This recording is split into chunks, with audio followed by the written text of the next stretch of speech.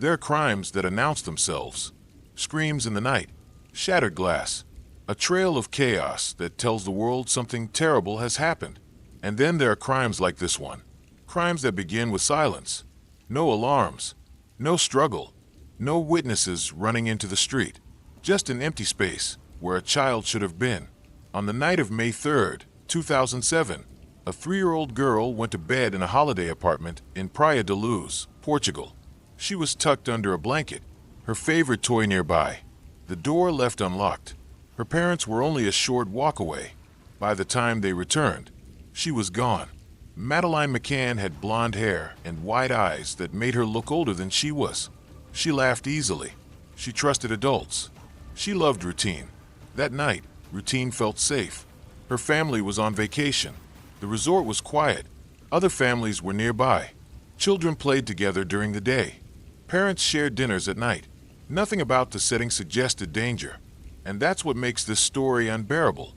Earlier that evening, Madeleine's parents put her and her younger siblings to bed around 8:30 p.m. They kissed her goodnight, closed the door, and walked to a nearby restaurant inside the resort complex. It wasn't far, close enough, they believed, to check on the children every half hour. That belief would haunt them forever. At 9:05 p.m., one of the parents returned to the apartment. Everything looked normal. The door was closed. The children were asleep. No sign of disturbance. He left again. At 9:30 p.m., another check. Still quiet. Still normal. Still safe.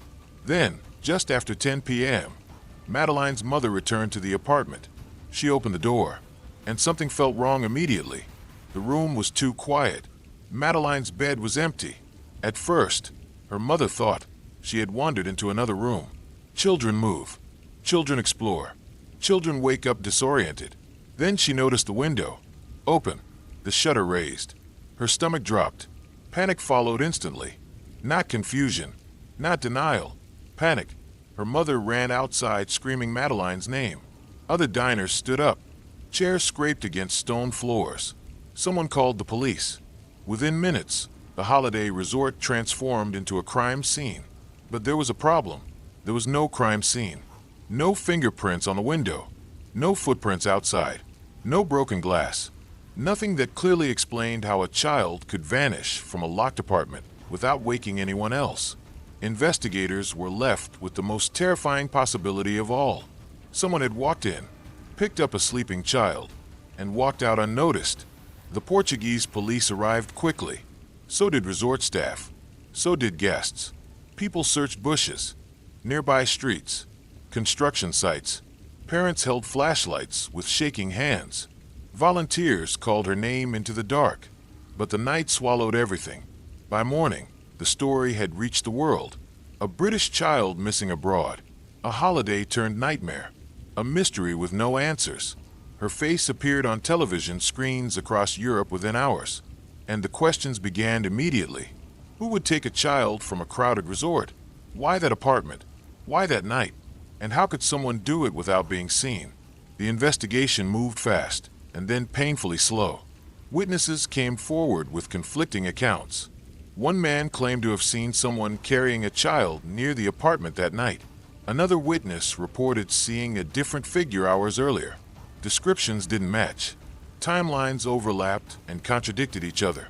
Every lead seemed promising, until it wasn't. Search dogs were brought in. They alerted to certain areas of the apartment. Later, cadaver dogs reacted in ways that would send shockwaves through the case. What did it mean? Evidence of a crime? Contamination? Misinterpretation? Nothing was clear. And then the story took a turn that stunned the public. Madeleine's parents, once viewed only as grieving victims, came under suspicion. Police questioned their timeline, their decisions, their behavior. Why leave children alone? Why no forced entry? Why did the investigation feel wrong? For months, headlines turned against them. The world watched as a family went from victims to suspects in the disappearance of their own child. But even that didn't solve the central question. Where was Madeleine? Alive? Hidden? Gone forever? No body was ever found. No confirmed sighting ever verified. Just theories. Thousands of them. Years passed. Leads dried up. Public attention drifted, but the case never truly went cold. Because sometimes, cases like this don't end. They linger, they wait, and they resurface when no one expects them to. In the years that followed, suspects emerged and vanished. Files were reopened. New investigators stepped in. International task forces were formed. And eventually, a name surfaced. A man who had lived nearby. A man with a criminal past. A man whose movements that night raised new questions. Suddenly, after more than a decade of silence, the world leaned forward again. Because if Madeleine McCann was taken, someone did it. And someone somewhere knew the truth. This is not just the story of a missing child. It is the story of missed moments, human error, international pressure, and a mystery that refuses to stay buried. And as this story unfolds, one thing becomes painfully clear. The most dangerous crimes are not always the loudest. Sometimes, they happen quietly, while the world is having dinner nearby. As the days passed after Madeleine McCann disappeared, something unsettling began to happen. The focus of the investigation shifted. At first, police treated the case as what it appeared to be: an abduction by an unknown outsider, a predator who had taken advantage of opportunity, routine, and trust. But opportunity cuts both ways. And soon, investigators began asking questions that no parent ever wants to hear. Why were 3 children left alone in an unlocked apartment? Why did no one hear anything? Why was there no clear evidence of a break-in? Why did the timeline feel too neat? These questions didn't just exist behind closed doors. They leaked into the media, into headlines, into living rooms across the world. Public sympathy began to fracture. Portuguese police started to examine the parents' behavior closely. Every word, every interview, every expression. Grief was expected to look a certain way. When it didn't, suspicion filled the gap. Why were they so composed on camera? Why did they speak so calmly? Why did they continue appealing to the public instead of collapsing under the weight of despair? But grief does not follow a script. And yet, the narrative was forming. Behind the scenes, forensic teams returned to the apartment. Search dogs, trained to detect human blood and the scent of death, were brought in. They reacted. Not once, not twice. Multiple alerts. In the bedroom, near Madeleine's belongings. In a vehicle the family later used. The implications were devastating. The media exploded. Had Madeleine died in the apartment? Had her body been moved? Were her parents hiding something unthinkable? The story crossed a line, from mystery to accusation. But alerts are not proof. Dogs indicate possibility, not certainty. Contamination is real. False positives happen. Still, in the public imagination, doubt had taken root. Once planted, it was impossible to remove. In September 2007, just 4 months after Madeleine vanished, her parents were officially named suspects. The announcement was seismic. The very people who had spent months pleading for help were now under formal investigation for their daughter's disappearance. The world watched in disbelief. The pressure was unbearable. Their phones rang constantly. Their faces were everywhere. Every movement was analyzed. They were asked the same questions again and again. About that night, about the checks, about the window, about the moment they realized she was gone. Each repetition reopened the wound. Supporters argued the accusations were built on nothing but circumstantial suspicion. Critics believed something darker was being uncovered. Online forums filled with theories, some logical, some cruel, some conspiratorial. Truth was drowned out by noise. As months passed, the investigation stalled. No arrest, no body, no resolution. Eventually, Portuguese police closed the case. The official reason, lack of evidence. But closure did not bring peace. It left a vacuum, and vacuums attract speculation. For years, Madeleine's face remained known worldwide. Her image aged in computer-generated projections. Her name resurfaced whenever another child disappeared. She became more than a person. She became a symbol. Meanwhile, her parents fought back. They challenged police conclusions, filed lawsuits, pushed for independent reviews. They refused to let the case die. And in 2011, British authorities reopened the investigation. This new inquiry was called Operation Grange. It re-examined everything. Witness statements, phone records, Timelines. Suspects long dismissed. The goal was simple. Find out what really happened. Investigators uncovered something troubling. Several convicted offenders had lived in or traveled through Praia, Luz, at the time of Madeleine's disappearance. Men with histories of violence. Men with patterns. Men who knew how to avoid detection. One name kept resurfacing. Quietly at first, then louder. This man had lived nearby. He had a criminal record involving sexual offenses. He had been in the area on the night Madeleine vanished, and he had never been thoroughly investigated. For more than a decade, his name sat in files unnoticed. In 2020, everything changed. German authorities announced they were treating Madeleine McCann's disappearance as a murder, and they named a prime suspect. For the first time in 13 years, the case shifted from uncertainty to accusation.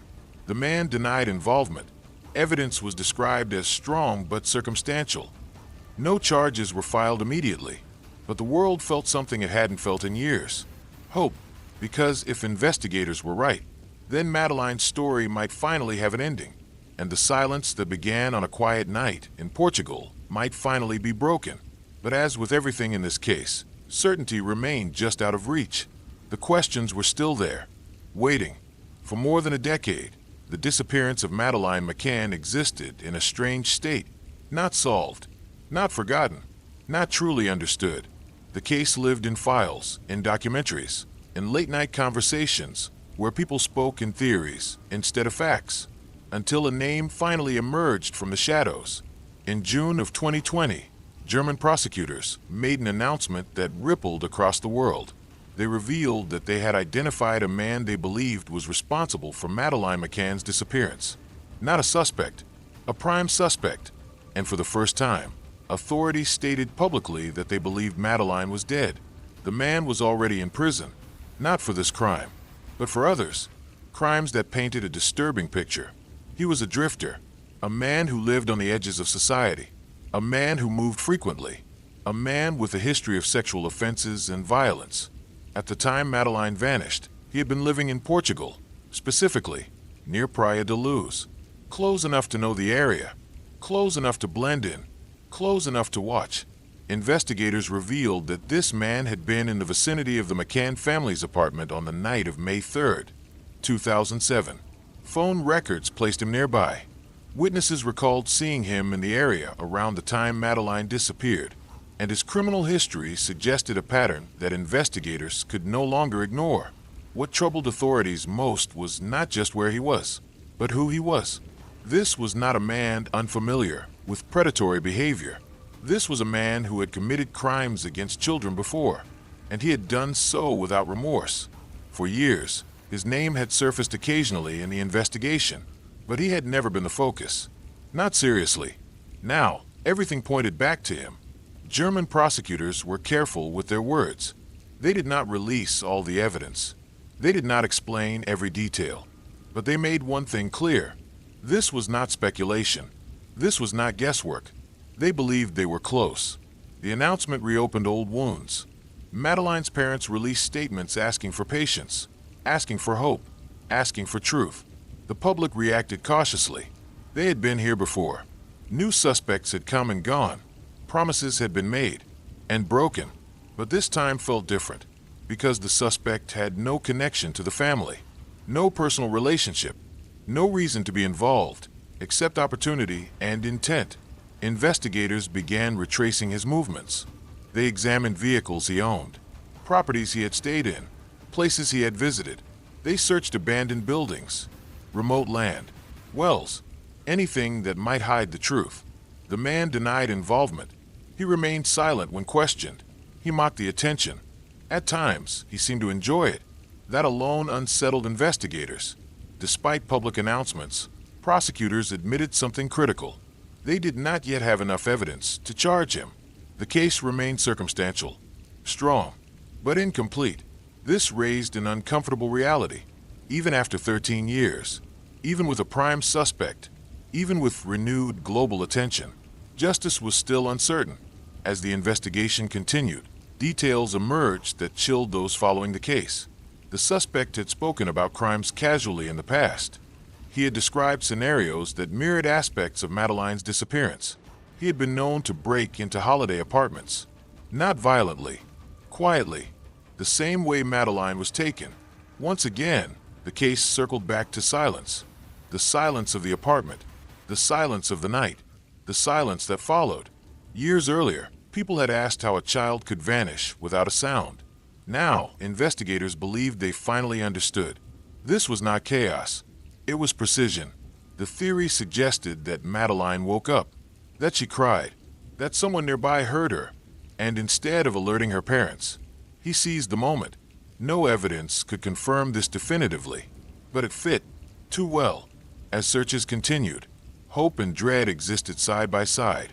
Hope that answers were coming, dread that those answers might be final, because finding the truth sometimes means accepting the worst. Madeleine's name once again filled headlines. Her face returned to screens. Her story, unfinished, demanded attention again. But this time, the tone had changed. This was no longer just about where she was. It was about what had been done to her. And still, one question refused to go away. If investigators were so certain, why hadn't they made an arrest? The answer lay in the hardest truth of all. Crimes like this do not always leave evidence behind, especially when time erases it, especially when silence protects it. The case continued. Files grew thicker. Searches resumed. And somewhere, the truth remained hidden, waiting to be uncovered, or waiting to disappear forever. By the time German authorities named a prime suspect, the world had already learned a hard lesson.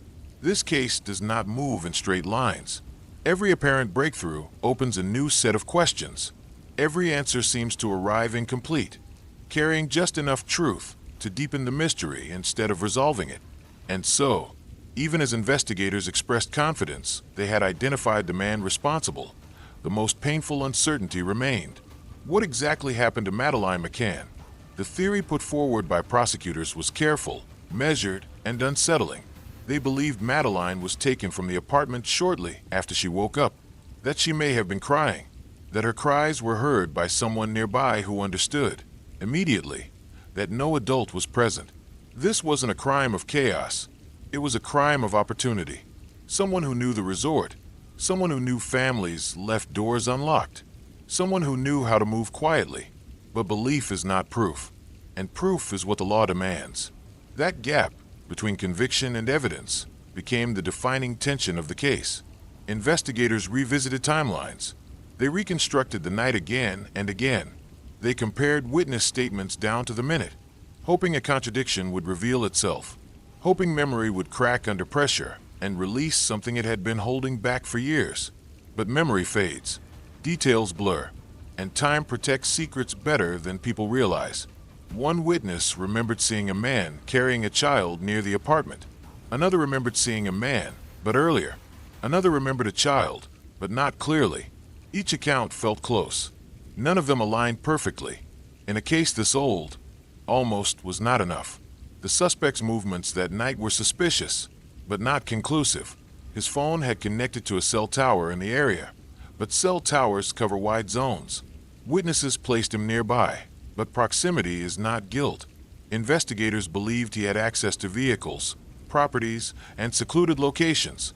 But belief does not meet the standard of proof. And so the case stalled again.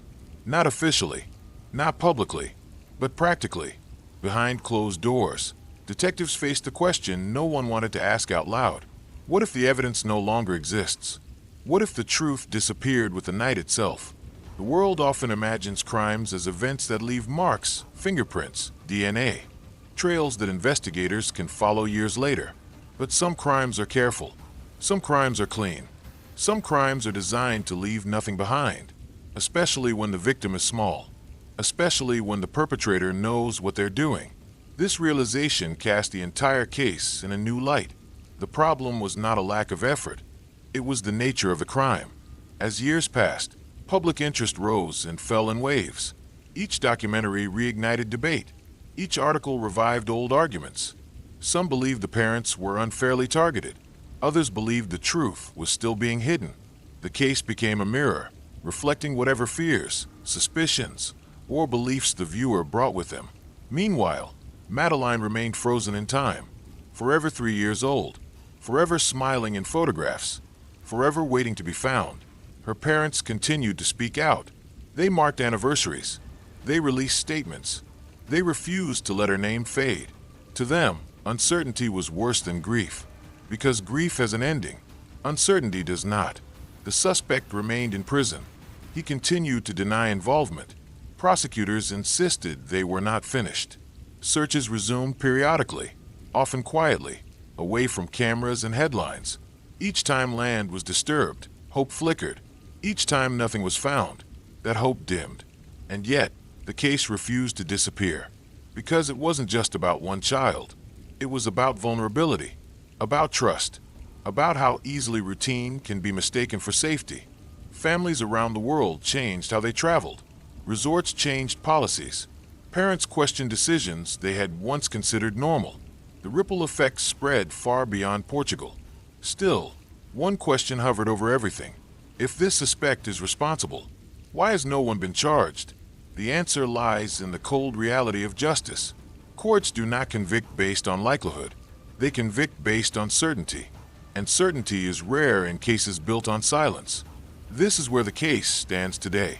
Not solved, not closed, suspended between what investigators believe and what they can prove. Somewhere the truth exists, in a memory, in a place, in a detail overlooked years ago, or perhaps only in the past itself. What makes the disappearance of Madeleine McCann so haunting is not just that she vanished. It's that she vanished in a world that believed it was safe. A resort filled with families. A short walk between dinner and bedtime. A door left unlocked out of trust. All of it ordinary. All of it fatal. As long as questions remain unanswered, the story endures. Not because people enjoy the mystery, but because closure matters. Because a child deserves more than uncertainty. And because silence, once broken, demands to be understood. When answers refuse to appear, theories take their place. In the absence of certainty, the human mind fills gaps with stories, some reasonable, some disturbing, some built entirely on fear. The disappearance of Madeleine McCann became a perfect storm for this phenomenon. A missing child, an unfamiliar country, contradictory evidence, and no definitive ending. It was inevitable that alternative explanations would surface. One of the earliest theories suggested that Madeleine had wandered out of the apartment on her own, that she woke up, that she cried, that she looked for her parents, and that somewhere between the apartment and the restaurant, something went wrong. But investigators struggled with this idea. There were no confirmed sightings of a small child walking alone, no footprints leading away, no evidence supporting prolonged movement. The theory faded, but it never disappeared completely. Another theory focused on an accidental death inside the apartment, that Madeleine may have fallen. That panic followed. That fear drove decisions no one could imagine making. This theory was fueled by dog alerts and misunderstood forensic reports, but it collapsed under scrutiny. There was no physical evidence, no timeline that made sense, no motive that could withstand logic.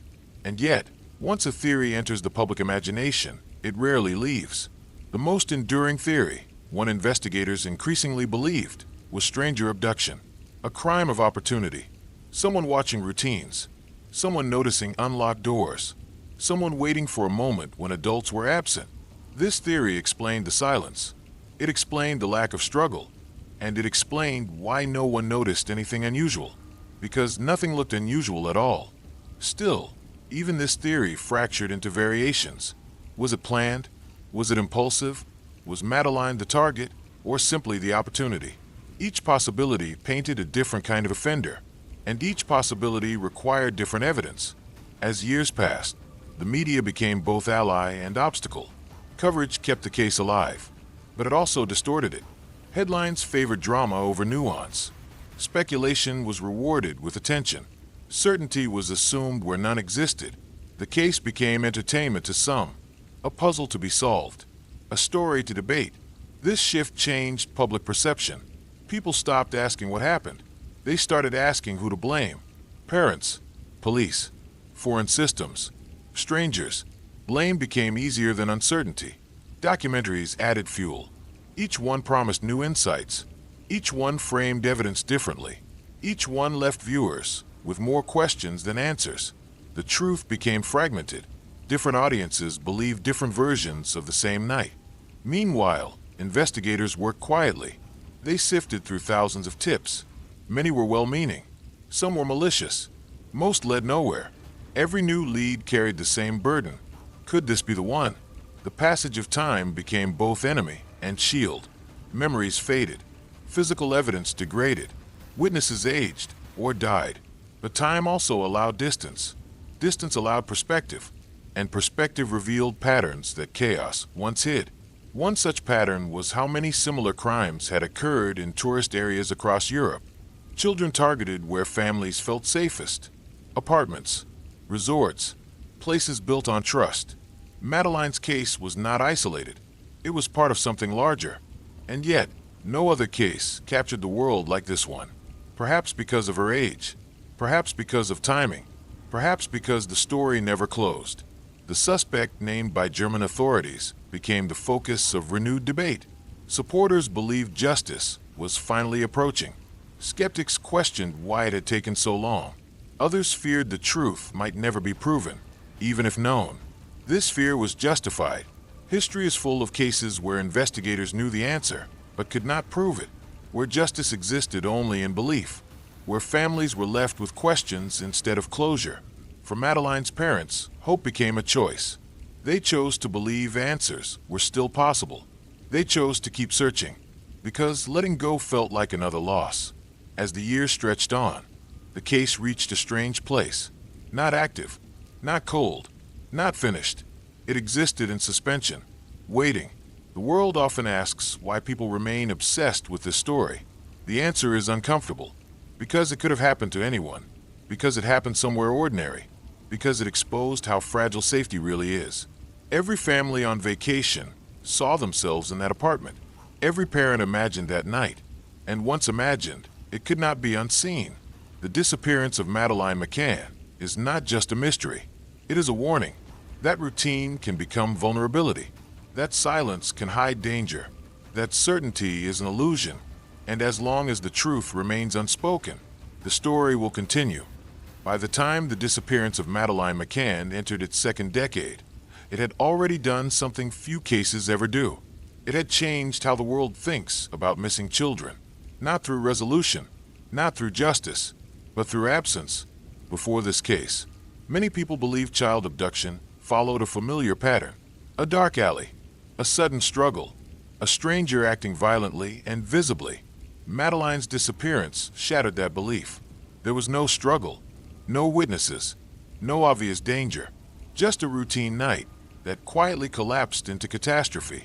Law enforcement agencies across Europe took notice. Resort security policies were reviewed. Child welfare guidelines were rewritten. Parental responsibility laws were debated publicly.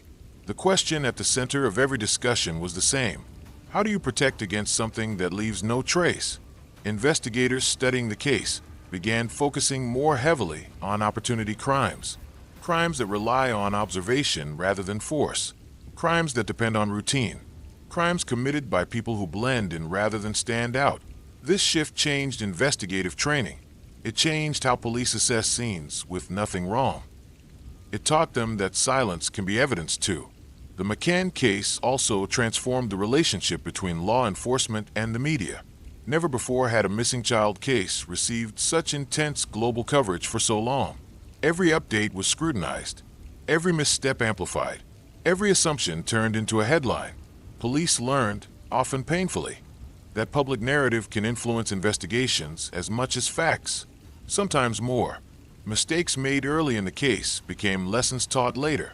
The importance of preserving a scene, even when it looks untouched. The danger of leaking partial information. The irreversible impact of naming suspects prematurely. These lessons came at a cost, and that cost was human. For Madeleine's parents, the case never became academic. While institutions learned and adapted, they lived in a permanent state of suspension. They measured time in anniversaries, in press releases, in briefings that offered hope, then withdrew it. Their lives became divided into before and after. Public opinion continued to shift. Some sympathized deeply. Others remained suspicious. Many grew fatigued. Fatigue is inevitable in long-running mysteries, but fatigue does not erase loss. As years passed, the idea of closure became complicated. What does closure look like when there is no body? When no one can say with certainty what happened? When justice exists only as a possibility? For some, closure meant answers. For others, it meant accountability. For Madeleine's family, closure meant knowing, even if knowing meant pain. The suspect identified by German authorities remained at the center of this unresolved tension. Investigators continued working behind the scenes. They reviewed seized digital evidence. They analyzed communications. They compared timelines across multiple crimes. Every small discovery mattered, because small discoveries were all that remained. Publicly, authorities revealed little. They asked for patience. They asked for trust. They insisted the case was not over. This restraint frustrated some. After so many years, people wanted certainty. But certainty is rare in cases built on disappearance, especially when the disappearance was almost perfect. The McCann case also reshaped how society views parental decision-making. The question of leaving children unattended became deeply personal and divisive. Some saw it as negligence. Others saw it as a tragic misjudgment. But beneath the debate was something deeper. Fear. Fear that ordinary decisions could carry extraordinary consequences. Families traveling abroad became more cautious. Resorts advertised childcare services more aggressively. The illusion of safety cracked. Yet for all the changes it inspired, the case remained unfinished. No courtroom reckoning. No final answers. Just a story suspended in time. Madeleine McCann did not grow up. She did not attend school. She did not celebrate birthdays beyond 3. She became a fixed point in history, a moment that never moved forward. This is why the case continues to haunt the world, because it refuses resolution, because it reminds us that not all stories end cleanly, and because it forces us to confront something deeply uncomfortable. That sometimes, despite effort, resources, and attention, the truth remains hidden. Investigators still believe answers exist. They believe someone knows something. They believe time has not erased everything. Hope, in this case, is stubborn. It survives where logic struggles. It persists because giving up feels like another disappearance. The disappearance of Madeleine McCann is not just a mystery. It is a lesson written in absence, a reminder that safety is fragile, that routine can be dangerous, that silence can change everything. And as long as there is no final answer, the story will remain unfinished, waiting. As the years stretch further away from the night Madeleine McCann disappeared, the idea of justice becomes harder to define. In most crimes, justice follows a familiar path. A suspect is identified, evidence is presented, a verdict is delivered. But this case does not follow familiar paths. It never has. Justice, here, is not a single moment. It is a question. What would justice mean now? An arrest? A confession? The discovery of remains? Or simply the truth? No matter how painful, each answer carries its own weight. For investigators, justice begins with accountability. Someone made a choice on the night of May 3rd, 2007. Someone acted. Someone altered the course of a child's life forever. The challenge is not believing that truth exists, but proving it in a way that survives scrutiny, law, and time. As evidence ages, the standards grow harsher. Courts do not lower the bar because a case is old. They raise it. Memories must be corroborated. Circumstances must be airtight. Every detail must withstand doubt, and doubt is plentiful in a case built on absence. This is why prosecutors move carefully. Public confidence is not enough. They need evidence that does not just suggest guilt, but eliminates reasonable alternatives.